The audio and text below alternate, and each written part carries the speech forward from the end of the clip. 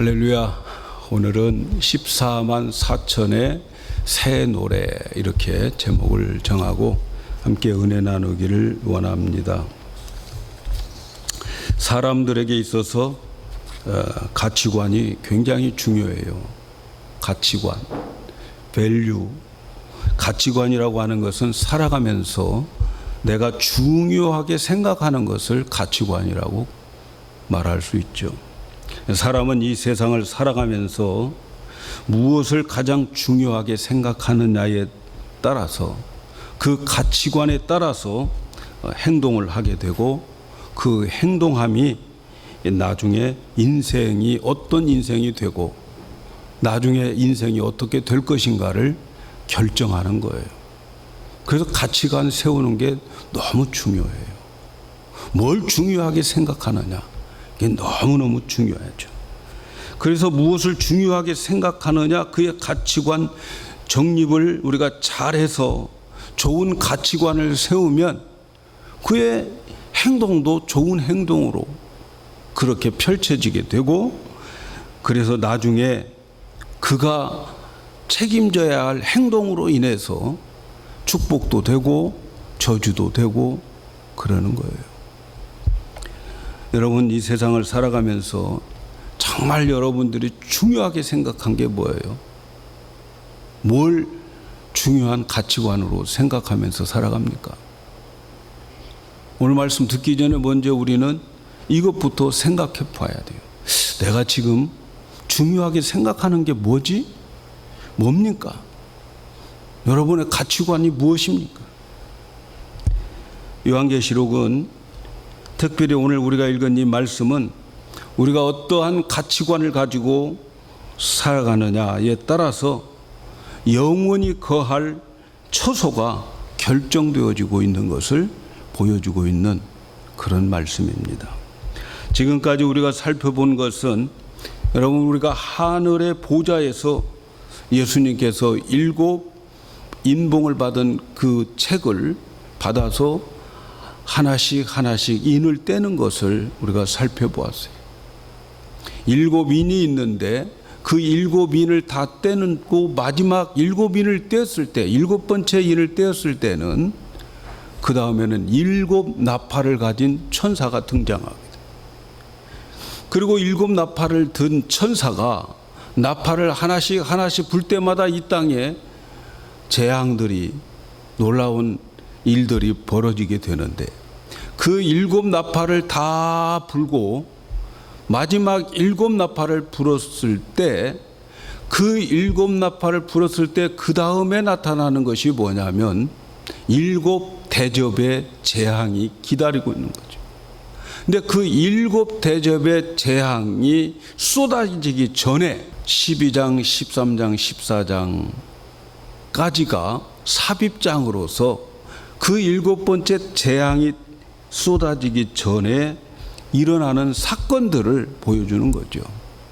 이 사건을 저는 호랑이가 물어가도 정신 차려라, 이 말씀이라는 거죠. 앞으로 재앙들이 이렇게 올 것인데 그 재앙들이 올 때마다 정신 차려야 할 그 말씀을 지금 삽입절을 통해서 우리에게 가르쳐 주고 있는 거죠.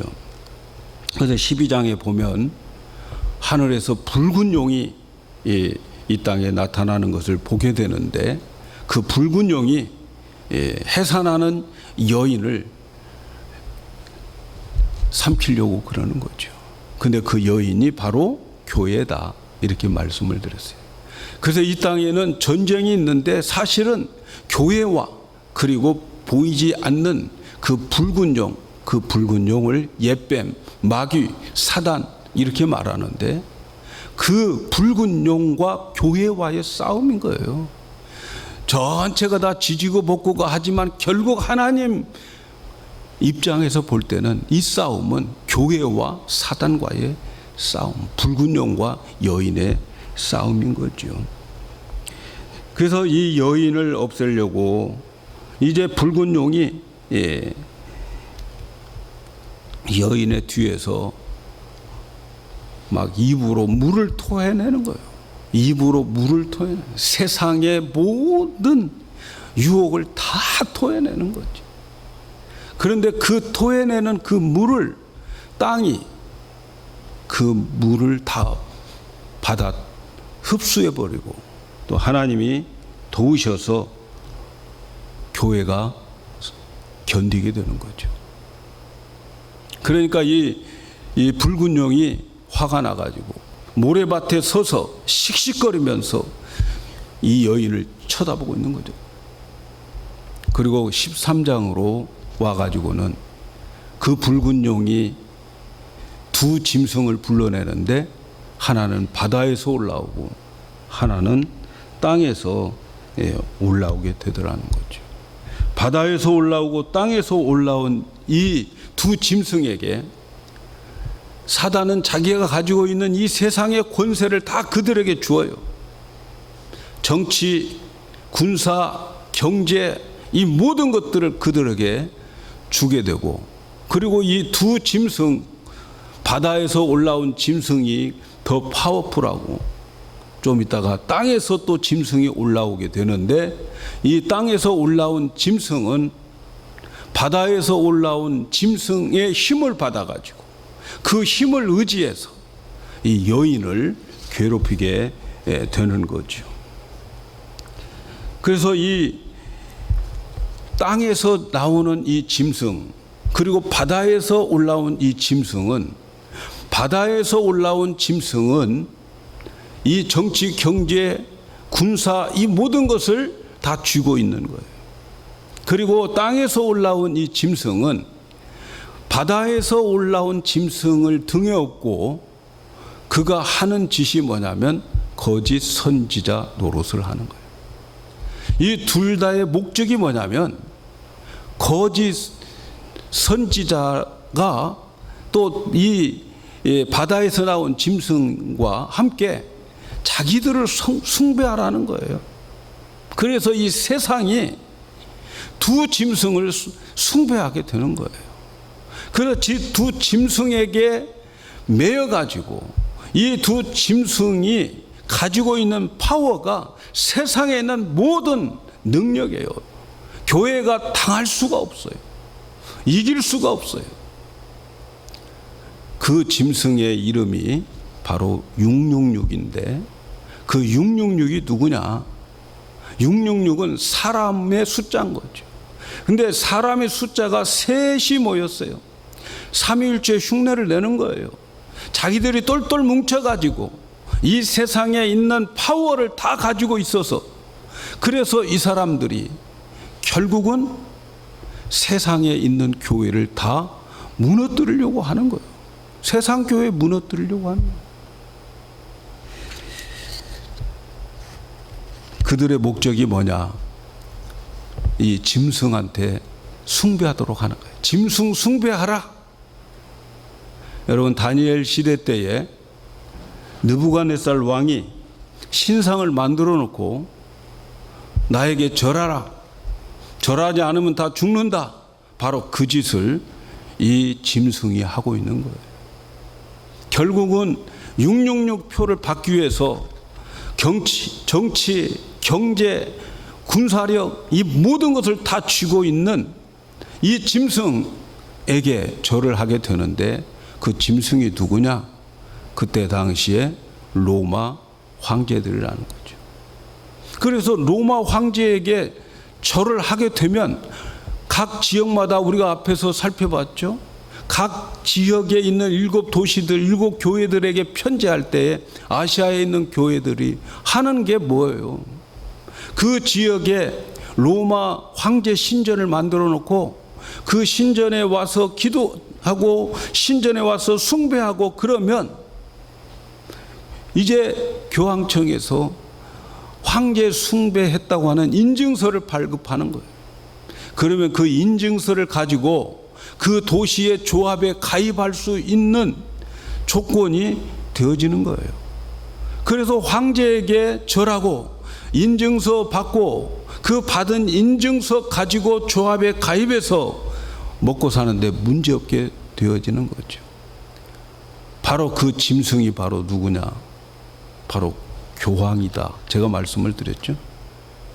그래서 그 사람들이 그렇게 666표를 받는 것이 그 교황에게 숭배하는 것 자체가 666표를 받는 거란 말이죠. 그렇게 한 번만, 딱 한 번만 숭배하면 인증서 받고 먹고 사는데 지장 없어요. 그런데 문제는 그 한 번 받는 것으로 인해서 그 사람은 사탄의 도장이 찍혀져 버린 거죠.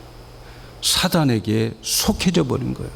그래서 인친다고 하는 그 의미는 표시나는 게 아니고, 인이라고 하는 그 말의 의미는 누구의 소유라는 거예요. 14만 4천의 이마에 하나님의 인이 찍히는 것은 하나님의 소유란 말이죠. 뭐 몸에다가 뭘 받고 다니고 뭐 백신 안 맞고 그런 게 아니라는 얘기죠.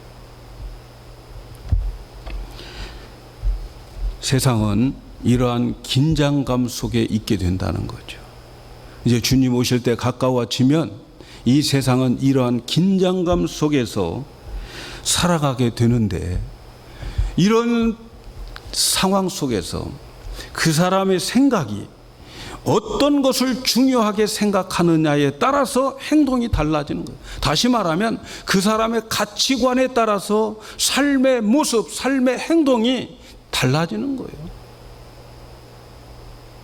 그래서 오늘 말씀은 바로 그러한 두 가치의 관을 가지고 살아갈 터인데, 어떤 가치관 가지고 살아야 좋겠는가 하는 것을 14장에서 설명하고 있는 거죠.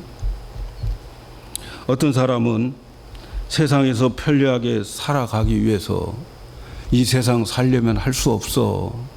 우리가 이 땅 받고 사는데 우상에게, 황제에게 절하고 그래도 먹고 살아야 될 게 아니냐. 이 세상 살아가는 것에 가치관을 두고, 이 세상이 중요한 것에 가치관을 두고 그렇게 살아가서 짐승표 666표를 받겠다. 그래서 그 짐승의 소유로, 짐승표를 받았기 때문에 짐승의 마귀의 소유로 살아가는 거죠. 그런데 어떤 사람은 가치관이 좀 달라요. 이 세상에 사는 거 먹고 살기 힘들지만, 예수 믿고 사는 거 힘들지만, 그러나 이 세상은 유한되어 있다. 이 세상은 끝난다. 나는 죽는다. 그리고 나서 영원한 세상이 있는데 그 영원한 세상이 더 중요하다. 그래서 그들은 자기의 가치관을 죽음 넘어 저 영원한 세상에 두고 그곳에 가서 영원히 주님과 함께 안식을 누리는 그 소망을 가지고서 이 세상에서 고난을 받으면서 끝까지 인내하면서 믿음 지키면서 살아가는 자들이 있다는 거죠. 주변의 환경은 무척 힘들지만 그러나 그것을 고려하지 않고 주어진 환경 속에서 하나님만 바라보고, 그리고 그 어려움을 하나님의 사건으로 만들어서 하나님이 처리할 때까지 인내하며 기다리면서 그렇게 살아가는 거죠. 어려운 일이 있을 때마다 하나님, 도대체 이 사건을 통해서 저에게 하시고자 한 게 뭡니까? 도대체 이 사건을 통해서 하나님 원하시는 것이 뭡니까? 이 사건 때에 내가 어떻게 해야 됩니까? 하나님께 질문하면서 나에게 있는 그 모든 어려운 것들을 하나님의 사건으로, 하나님의 처신으로 다 바라고 밀어드리고 그분에게 의지하면서 세상을 살아가는 거죠. 그렇게 살다 보니까 이 세상에서는 혜택을 누리지 못해요. 이 세상에는 배고플 수 있고요, 죽을 수도 있습니다. 사람은 이렇게 자기의 가치관에 따라서 행동을 하게 되는데, 바로 요한계시록에는 이 두 가치관의 결론이 뭔가를 가르쳐주고 있어요.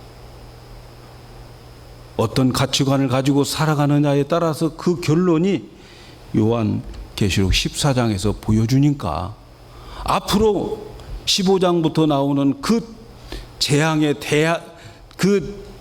대접이 쏟아질 때에 이 가치관 잘 정립해서 흔들지 말고 해피엔딩으로 끝나는 그것을 바라보면서 가치관 정리 잘 하라 하는 그런 말씀입니다.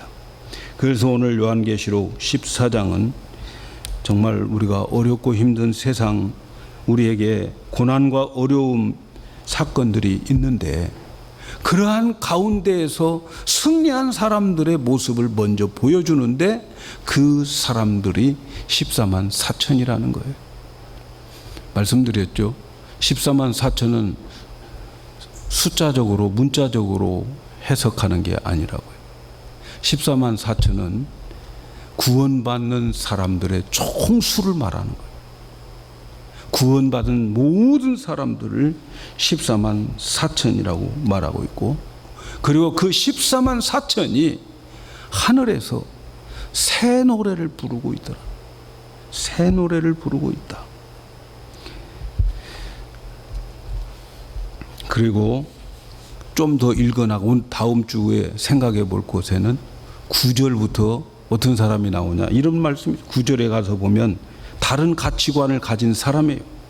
이 세상이 중요하고 이 세상에서 먹고 살아야 되는 것 때문에 거기에 몰두하다가 끝난 사람들, 이렇게 말합니다. 큰 음성으로 가로되 만일 누구든지 그 짐승과 우상에게 절하고 경배하고 이마에나 손에 표를 받으면 그도 하나님의 진노의 잔을 마시며 어린 양과 천사들 앞에 불과 유황으로 고난을 받게 되리라. 이 세상에서 나는 그래도 이 세상에서는 잘 먹고 잘 살 거야. 이 세상에서 그래도 떵떵거리면서 살아야지. 그들의 가치관을 세상에 두고 뭐까지 거 한번 절하면 되지 뭐. 그리고 다음부터는 안 하면 되지. 그리고 짐승표를 받은 자들, 훗날에 가서는 어린 양과 14만 4천 명이 보는 가운데서 그들은 불과 유황에 들어가게 돼 거기에서 고난을 받게 된다는 거죠. 그러니까 요한계시록은 마지막 시대에 살아가는 성도들에게 태도적 가치를 정립할 수 있도록 가르쳐주는 그런 말씀이에요. 우리에게 공포를 주는 책이 아니고 우리에게 어떤 가치관을 가지고 살아가야 되는가 하는 것을 보여주는 그림이죠. 무엇이 중요한지를 생각하고 어떤 가치관을 가지고 어떻게 살아가야 하는가를 가르쳐주는 말씀이에요. 그래서 어떤 어려움이 와도 심지어 목숨이 위험해도 인내하고 끝까지 믿음 지켜라 하는 거죠. 오늘 말씀을 보면 짐승표를 받지 않고 인내와 믿음을 지킨 시온산에 14만 4천 명이 나오는데 이 사람들은 바다의 짐승과 땅의 짐승을 추종하는 대신에 어린 양을 순종하며 어린 양을 믿고 끝까지 따라온 자들입니다. 여기에 시온산에 14만 4천 명이 있다. 그 시온산은 천상을 말하는 거예요. 천상의 산, 하늘에 있는 천국을 말하는 거죠. 그 시온산은 은혜와 평화의 산을 말하는 거죠. 그래서 하늘에 있는 메시아 왕국을 말하는 거예요. 그리고 14만 4천은 말씀드린 대로 구원받은 총 사람의 수예요. 짐승표 받지 않고 끝까지 이 땅에 살면서 이 땅에서는 배고픔과 굶주림과 대우받지 못한 삶을 살면서 끝까지 믿음 지키는 사람들, 그 사람들의 모습이 나옵니다. 그런데 이 14만 4천의 사람들의 특징이 나오는데 첫째는 어린 양과 성부의 이름이 새겨진 자들이다. 여러분, 우리가 아무도 모르는 사이에 우리 앞에서 7장에서 보면 천사들이 어렵고 힘든 상황에 이마에 인치로 다니는 거예요. 하나님의 인을 다 찍으면서 살아가는데, 그래서 하나님의 도장을 맡은 사람들, 이 사람들은 하나님이 보호해 준다는 거죠. 지금 여러분들의 마음속에 나는 올바른 가치관을 가지고 내가 오직 하나님만 섬길 거야 라고 여러분 스스로 고백하고 하나님께 고백할 때에 인을 다 찍어요. 인을 찍는 이유는 뭡니까? 앞에서 7장에서 인을 찍는 이유는 뭐예요? 그리고 나중에 짐승표 인을 찍는 이유가 뭐예요? 먼저 하나님의 백성들의 인을 찍는데 그 인을 찍는 이유는 보호하기 위해서. 하나님의 것이라고 도장을 찍어놓고 보호하는 자들, 이들에게 인을 찍는 거예요. 그래서 우리가 지금 어렵고 힘들지만 이때 우리의 마음의 각오를 단단히 하시면 돼요. 여러분이 의지가 하나님 앞에 보여지면 딱 도장을 다 찍는 거죠. 또 이 사람들은 신앙의 절개를 지키는 사람입니다. 4절에 보니까 이 사람들은 여자와 더럽히지 않은 자들이다. 이 여자와 더럽히지 아니한 자들이라고 하는 이 여자는 세상을 말하는 거예요. 세상에 더럽혀지지 않았다. 그리고 이 절개를 지킨 이 사람들은 어린 양이 어디로 가든지 따라간 자들이다. 예수님 끝까지 따라가는 자들, 이들이 바로 절개를 지키는 자들. 예수님이 십자가에서 돌아가실 때 제자들 다 도망갔죠. 예수님 끝까지 따라간다고 하는 베드로까지 도망갔죠. 그런데 이제는 그렇지 않다는 거죠.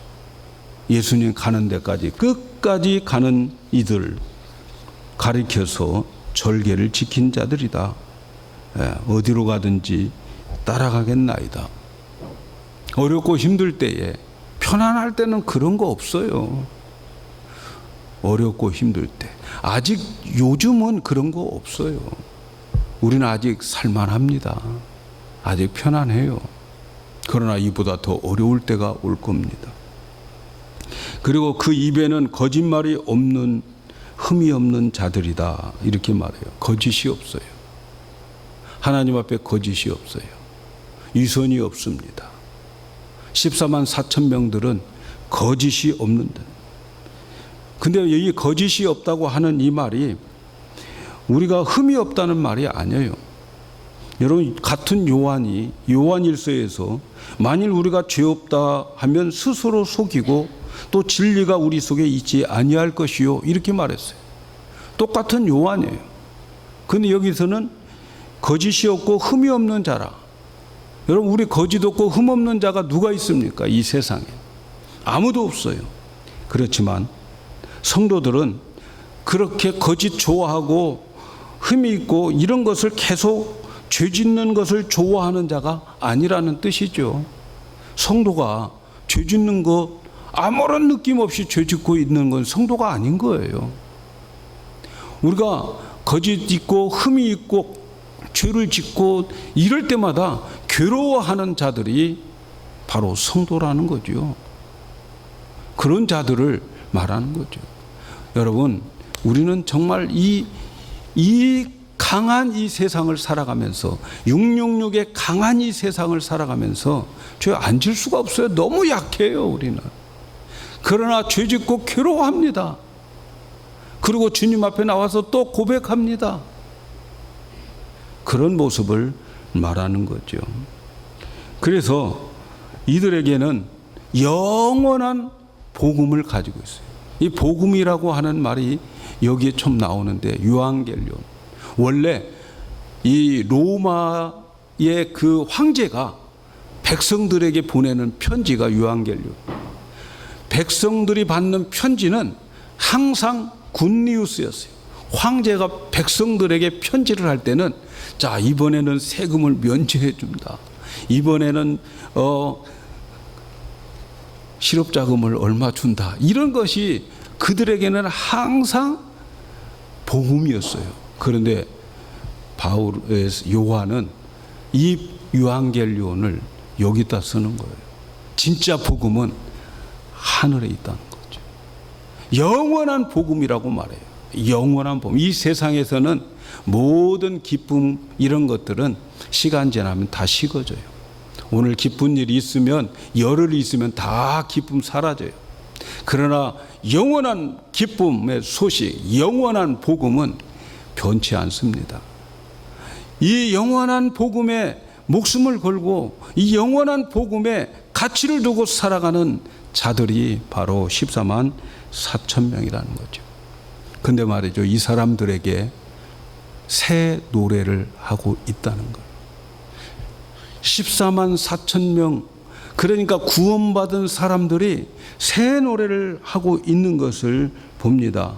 하늘에서 놀라운 소리들이 나는데, 엄청난 소리들이 나는데, 이 소리들이 다 뭔가, 천둥치는 소리가 나는데, 이 소리가 뭔가 요한에게는 검고 타는 소리로 들리더라. 다 찬양해. 다 하나님께 찬양하는 그러한 찬양이 울려 퍼지고 있더라는 거예요. 두려운 소리인데 들어보니까 하나님 찬양하는 소리, 거룩하게 하나님을 찬양하는 그런 소리가 있다는 거죠. 가끔 보면 열심히, 지금은 뭐 우리 성가대원들 팬데믹 후로 그러는데 시끄러워 죽겠어요. 시끄러워 죽겠어. 왜 이렇게 소리가 크냐고. 예? 왜 이렇게 찬양이 크냐고, 귀떨어지겠다고. 그런데 말이죠, 그 소리가 검문고 소리로 들려야 돼. 그 소리가 찬양 소리로 들려야 돼. 예. 시끄러운 소리로 들리면 안 되는 거예요. 큰 소리들이 막 이 우주를 움직이는 소리들이 나오는데 시끄러운 소리가 아니라 가만히 들어보니까 하나님을 찬양하는 검은고 타는 소리예요. 그런데 이 사람들이 노래를 하는데 모르는 노래예요. 여러분 성경을 읽어보면 여호와께 감사하라 하고 감사할 내용들이 나와요. 그는 선하시고 인자하시다. 선하시고 인자하심을 찬양하자. 그런데 말이죠, 14만 4천 명이 노래하는 노래는 아무도 몰라요. 왜 그럴까요? 왜 14만 4천 명이 노래하는 그 노래를 아무도 모를까요? 여러분, 그 노래는 새 노래이기 때문에 그래요. 한 번도 경험해보지 못한, 들어보지 못한 새 노래, 불러보지 못한 새 노래를 그들이 하고 있더라는 거죠. 저와 여러분들이 부르는 모든 찬송들은 다 헛노래예요. 헛노래. 근데 천상에서 부르는 그 구원받은 사람들의 노래를 보니까 다 새 노래예요. 새 노래. 새 노래를 부르는데, 이 새 노래를 부르는 이 노래는 다른 사람들은 몰라요. 그들만 아는 노래였어요. 그들만 아는 노래. 이 14만 4천 명들의 노래는 새 노래인데 하늘에서 배운 노래가 아니고, 그 사람들은 보니까 이 땅에서 배운 새 노래를 그곳에서 하더라. 왜 그들이 하는 노래가 이 땅에서 배운 새 노래일까? 보니까 성경에는 이 땅에서 새 노래를 부르는 사람이 종종 있어요. 그 중에 한 사람을 소개하는데 다윗입니다. 다윗은 시편 40편 1절에 내가 여호와를 기다렸더니 귀를 기울이시니 나의 부르짖음을 들으시리로다. 나를 기가 막힐 웅덩이와 수렁에서 끌어올리시고 내 발을 반석 위에 두사 내 걸음을 견고케 하셨느니라. 새 노래 곧 하나님께 올릴 찬송을 내 입에 두셨으니 많은 사람이 보고 두려워하여 여호와를 의지하더라. 다윗이 보니까 새 노래를 불렀어요. 새 노래를 이곳에서 불렀어요. 그가 새 노래를 불렀다고 하는데, 그리고 그 새 노래로 하나님께 올릴 찬송이라고 하는데, 그가 어디서 그 새 노래를 배웠을까? 어디에서 새 노래를 배웠을까? 보니까 기가 막힌 웅덩이와 수렁에서 새 노래를 배웠다는 거예요. 기가 막힌 웅덩이와 수렁에서 새 노래를 그는 배우고, 하나님께서 그 기가 막힌 웅덩이와 수렁에서 그의 입에 새 노래를 담아 두셨구나. 이것을 그는 고백하고 있습니다, 여러분. 무슨 말입니까, 여러분? 새 노래, 고난과 어려운 사건, 이 모든 사건을 만났을 때 그는 하나님께 부르짖고 귀를 기울이고 하나님의 음성을 기다리고 있으면서 나중에 하나님께서 그에게 새 노래를 가르쳐 주었어요. 어렵고 힘든 상황 속에서 그는 새 노래를 배웠던 거예요. 아무것도 할 수 없는 상황이었어요. 깊은 수렁, 그는 깊은 웅덩이, 그 속에서 인간으로서는 아무것도 할 수 없는 그 순간에 그는 모든 그것을 하나님께, 하나님의 처사로, 하나님의 사건으로 만들어서, 하나님 왜 이러십니까? 왜 이런 어려움을 저에게 주십니까? 지금 내가 무엇을 해야 됩니까? 하나님, 제가 어떻게 해야 됩니까? 하나님께 부르짖었어요. 그가 부르짖고 부르짖었는데 그 인내 가운데 하나님께서 수렁에서 그의 발을 건져서 바위 위에 올려 놓아 주셨다는 거예요. 그리고 그는 그 하나님께서 그 입술에, 그 입에 새 노래를 가르쳐 주었어요. 그 새 노래, 바로 땅에서 배운 그 새 노래, 그 새 노래가 시온 산에서 14만 4천 명이 그 노래를 하고 있더라는 거예요. 사랑하는 여러분, 나에게 어렵고 힘든 일들, 그 일들은 말이죠, 하나님이 나를 부르시는 메가폰 소리와 같은 것. 어렵고 힘듭니까? 어렵고 힘든 그 환경은 하나님이 나를 불러요. 왜요? 새 노래 가르쳐 주려고. 앞으로 짐승의 세계들이 이 세상을 지배하게 되고, 교회는 힘을 얻고 힘이 없어지고 성도들은 살 길이 막막할 때에, 그때에 우리는 새 노래를 배우는 순간인 것을 아셔야 됩니다. 오늘 여러분 삶 속에 어렵고 힘든 일이 있지만, 그래도 여러분의 생각에, 중요한 생각을, 여러분의 가치관을 하나님께 두고 산다면 하나님은 이 땅에서 우리에게 새 노래를 가르쳐 주시고, 아무도 모르는 그 새 노래, 시온산에서 부르게 될 줄로 믿습니다. 다윗은 그 새 노래를 다윗이 만든 것이 아니라고 말해요. 하나님이 내 입술에 그 노래를 담아주셨다는 것. 그 말은 무슨 말입니까? 나의 모든 환경들, 앞으로 우리에게 당하는 모든 일들은 여러분,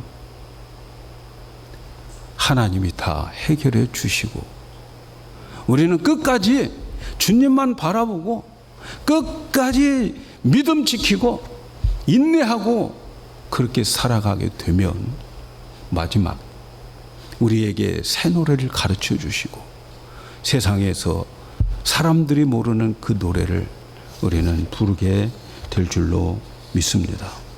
이제 어렵고 힘들더라도 우리는 믿음으로 사셔야 돼요.